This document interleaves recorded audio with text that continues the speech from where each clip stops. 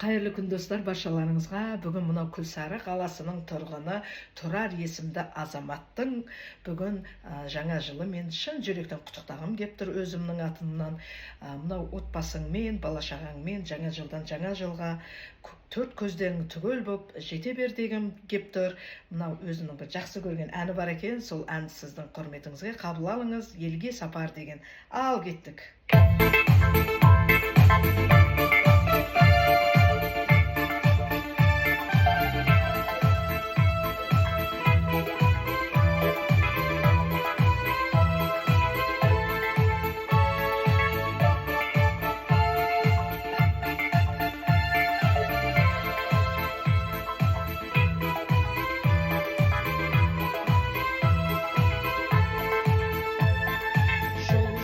Бүгін, тағы да бүгін жол жүрем, ел жаққа барам, жүрегім елдеп ел жүрер.